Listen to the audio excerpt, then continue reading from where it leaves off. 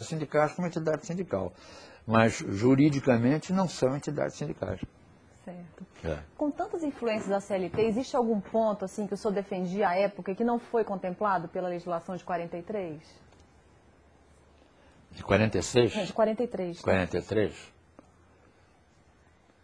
Não, depois eu passei a defender certos pontos mais tarde, porque o presidente Geisel fez uma revisão da CLT e me designou presidente da comissão. Aí alguma coisa que nós pusemos lá no Palácio foi mudada. Por exemplo, adicional de insalubridade, um exemplo apenas, incidindo sobre o salário mínimo. A comissão entendeu que não, cara, devia incidir sobre o salário contratual, tal como adicional de periculosidade, mas no Palácio mudaram. Aí eu fiquei vencido, vamos assim dizer, Fui vencido.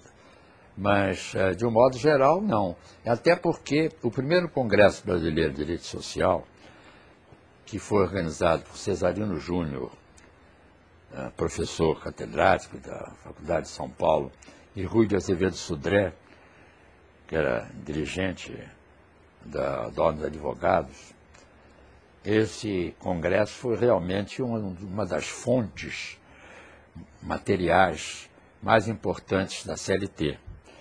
Ele se deu justamente em maio, a partir de 15 de maio de 1941, para comemorar o cinquentenário da Rerum Novarum do Papa Leão XIII. De maneira que esse congresso reuniu praticamente todos que naquela ocasião já se dedicavam ao direito do trabalho, além de outros consagrados juristas de outras matérias e muitos estudantes. E a carta, os anais, vamos assim dizer, desse congresso, que corresponde a 4 volumes, aqueles 4 volumes verdes lá de cima, né? Esses anais foram realmente uma fonte material muito grande para a CLT. A CLT teve como fontes materiais a própria Rerum Novarum e as convenções da OIT. Nunca a Carta da Lavoura. Certo. Naquela época, qual foi a importância da CLT para a economia nacional e para o desenvolvimento da indústria? Teve uma importância? Fundamental. Fundamental.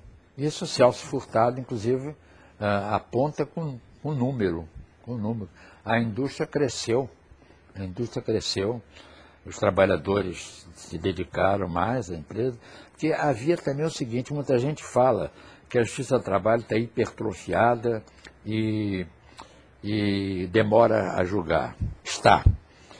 Mas não por culpa da CLT, e sim por culpa de que a CLT integrava o trabalhador na empresa. Havia estabilidade na empresa. Com o Fundo de Garantia do Tempo de Serviço, mantido pela Constituição de 88, que diz assim, proteção contra a despedida arbitrária, vírgula, com indenização proporcional. Ora, proteção contra a despedida com indenização significa não há estabilidade. De maneira que os maus empregadores passaram a despedir empregados, a renovar o seu quadro muito periodicamente, a fim de evitar os dissídios coletivos que aumentam o salário.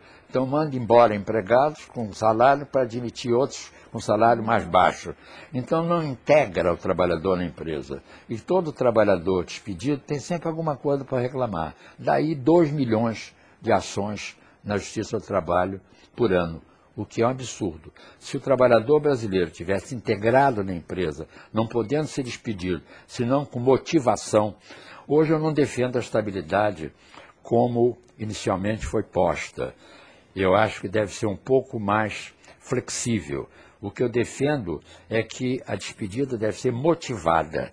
A motivação pode ser por motivo disciplinar, aí a falta grave da CLT, mas pode ser por motivo técnico, uma reestruturação da empresa, por motivo econômico ou financeiro.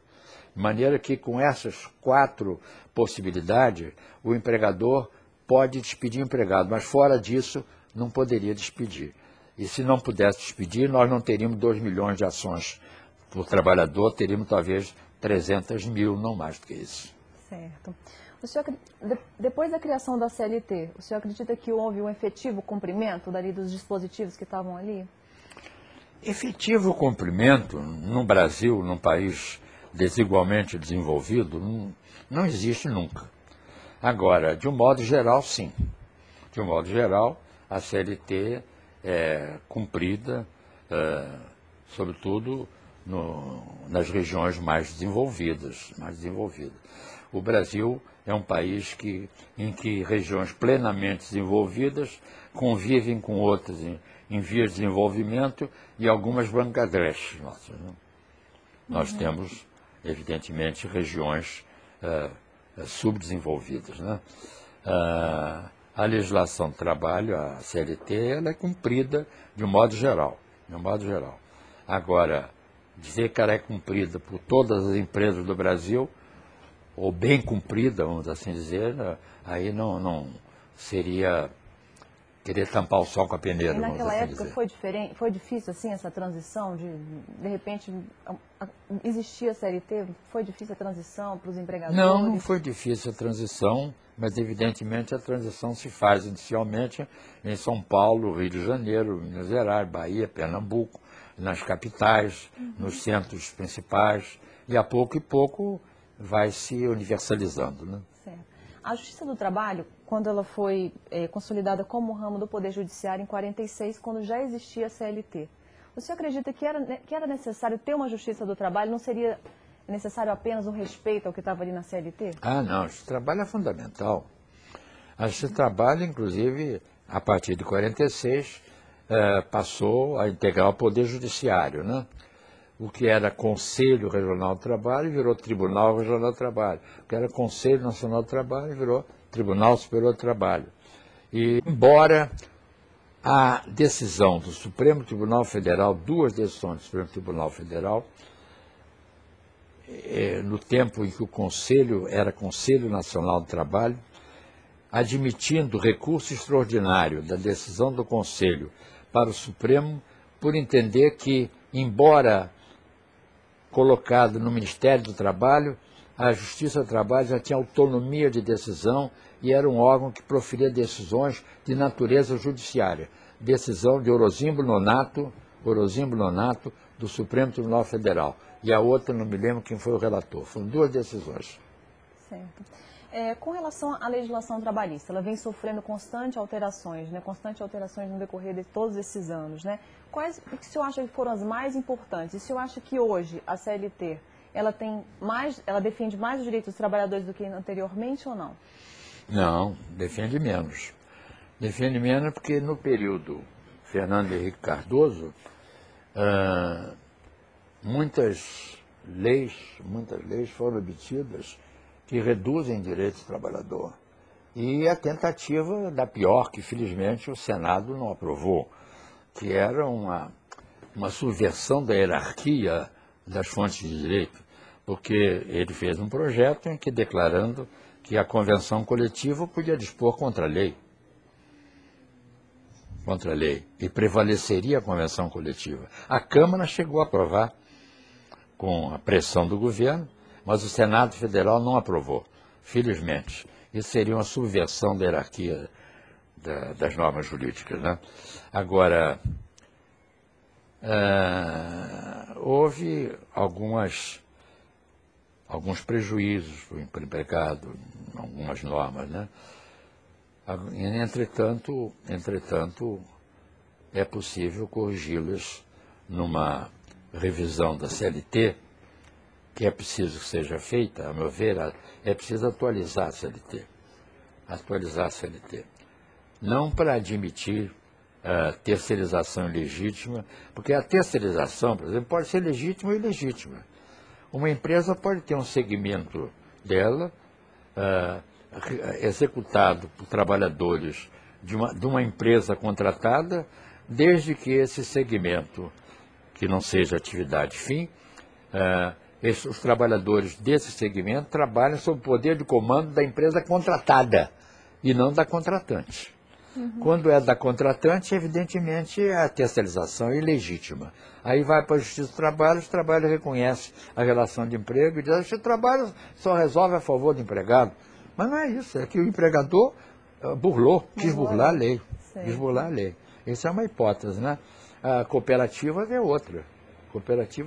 A cooperativa é um belíssimo movimento, mas a cooperativa trabalha para vender os seus produtos ou os seus serviços a quem quiser, a quem procurar esses produtos ou serviços, e não uma cooperativa contratada para trabalhar dentro de uma empresa. Isso, evidentemente, é falso, é fraude à lei, e a Justiça do Trabalho põe abaixo. Aí a Justiça do Trabalho decide sempre contra o empregador. Não é. É preciso separar o joio do trigo, né?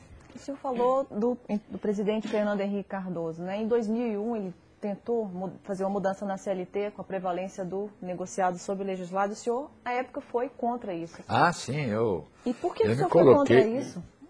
Porque é uma subversão da hierarquia. Como é que uma convenção pode ser acima da lei? Eu aprendi na Faculdade de Direito que não. Que qualquer contrato, ainda que seja um contrato ato-regra, para usar da expressão de Orlando Gomes, um ato-regra com efeitos normativos, é um contrato. E o contrato não pode ser acima da lei. De maneira que é uma subversão da ordem jurídica. Ele tentou isso, mas felizmente o Senado pôs abaixo.